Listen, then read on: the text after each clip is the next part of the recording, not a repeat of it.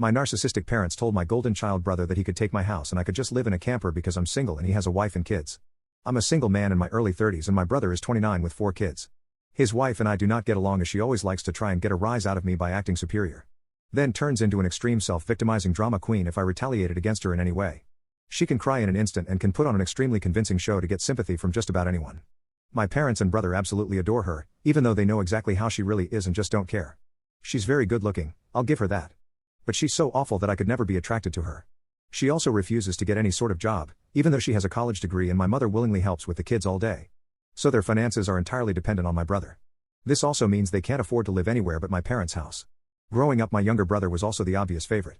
He developed a superiority complex because I was badly punished if I retaliated against his antics in any way back then. It was obvious my parents cared for him a lot more because he got the lion's share of everything unless people called them out on it. Which did happen a fair bit by other members of the family, so my parents packed us all up and moved us about 150 miles away from them.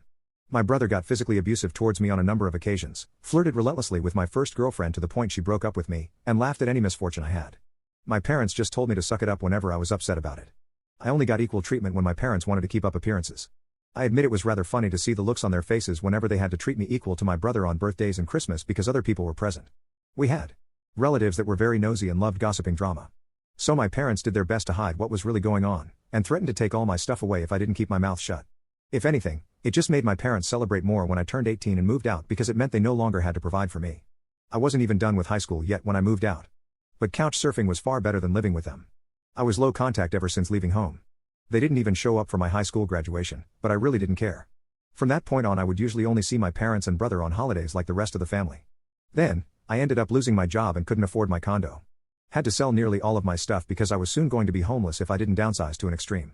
But I had a plan. I own a truck, so I found a $1,000 camper in good shape and put it on my truck just so I could live out of it for a while. It was supposed to be temporary, but I ended up living out of it far longer than I ever thought. I originally was hoping to be able to live out of the camper at my parents' house, where my brother and his family still reside as well. But when I asked my parents to let me stay for a while, they told me they had a full house, and didn't want me there unless I paid them exactly what it would cost to rent an apartment in the area. That was way too much just to park my camper. My parents called my camper an eyesore and told me to take a hike since we couldn't come to an agreement. My sister-in-law thought it was absolutely hilarious I had to live in a camper. My brother joined her in pointing at and mocking me while calling me a homeless bum. I parked my truck/camper in a store parking lot to sleep on the first night. Finding a stable place to park was pretty difficult, and I dealt with a bunch of things, everything from beggars and substance addicts, to people demanding I leave because my camper was an eyesore. When I finally landed a new job after months of searching, I practically lived in the back lot of the building by the warehouse in old employee parking spaces. My boss/company owner actually liked this arrangement because I was willingly available to take any shift I could get, so long as I had enough sleep. I was pretty much on call almost all the time when they needed me, and was working virtually every day of the week. I made a lot of overtime pay, and hands-on learned some new skills from other employees. Eventually, midway into this year, I landed a better position in the company as a supervisor, and started making a better salary than my old job. That's when I decided I wanted a house. The scare I'd gotten from losing my condo made me realize I needed something much more stable for the long term. I looked around for something close to my work, and just 2 miles away found a 3-bedroom manufactured home on a small property. I managed to get it for $10,000 less than the asking price. I used nearly my entire savings for a down payment and got approved for a home loan. I finally didn't have to live in a camper anymore. There was enough space for me to back my truck in behind the house to take the camper off to set it up in the backyard. When I was fully settled in the house, I was dumb enough to brag about it on my book of faces. My family saw the post, and that's where this really starts. After a few weeks, my parents and brother along with his family came to visit completely unannounced to have a tour of my home. I didn't even give them my address. So how they found out where I live, I still don't know. None of my friends have fessed up, and no prior family members visited me before that. So I wonder if they stalked me at work and followed me home. It really wouldn't surprise me. Once I opened the door, they practically all shoved their way in like rambunctious tourists. Then they just started making themselves at home. They all kept poking around, and sister-in-law had this creepy smirk that she was repeatedly flashing me. It was only later that I figured out why. It made me madder than a bull on steroids that just got stung by a hornet. My parents were constantly talking about how I've got so much extra space now and it's too much for someone like me who has no wife or kids. Sure, not now, but maybe someday. My brother kept remarking about how there was more space than our parents' house, and my house was closer to his job too.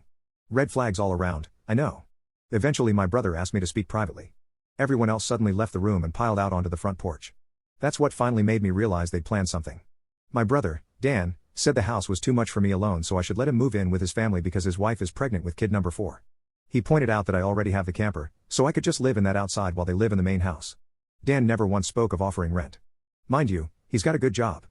He also started talking about how there would be changes, and even curfews, that I couldn't just walk in at any time without prior notice. If it weren't my brother, I'd think the person I was talking to had lost their mind. But Dan lost his marbles long ago thanks to our parents treating him like he was the center of the world. I tried to speak, but he kept talking over me as if I had no say in the matter. There was no way in hell I'd rent my house or parts of my house to him. Other people maybe, just so I can pay the mortgage off more easily. But certainly not him or his nasty wife. I've heard of this exact kind of situation in videos online many times and never once did I think I'd actually live it because I thought it so ludicrous. But my parents, brother, and sister-in-law do all fit the bill for a bunch of narcissistic entitled crazies. So I picked up my phone and set it to start recording. Then just held onto it.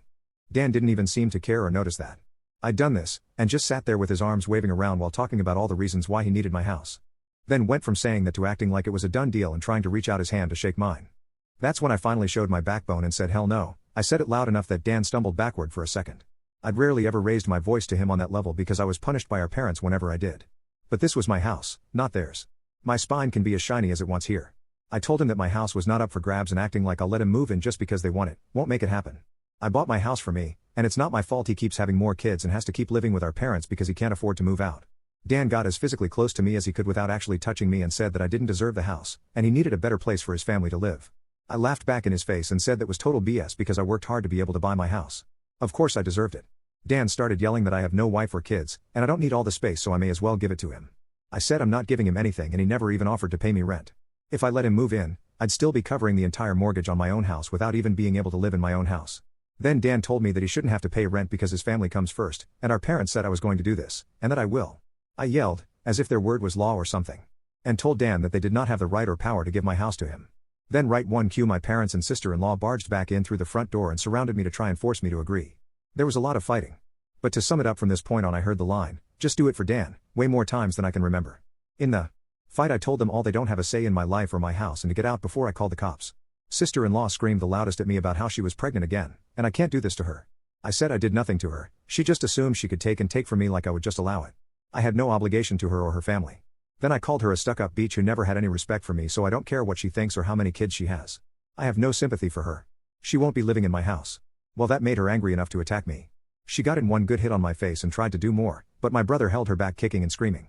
She kept demanding he let her go so she could scratch my eyes out. The phone I was holding recorded pretty much everything. So I held it up and said I was going to call the police if they didn't leave right away. My parents told Dan they were leaving. Then my mother said that I had a week to come to my senses. I told her I won't be, and to not come back. I told sister-in-law that my phone recorded everything, and if she tries anything, I'll press charges for assault. She screamed at me and then stormed out loudly crying with her face in her hands. My mother was the last one out the door and said that I better do this for Dan and sister-in-law. I responded by telling her I won't be.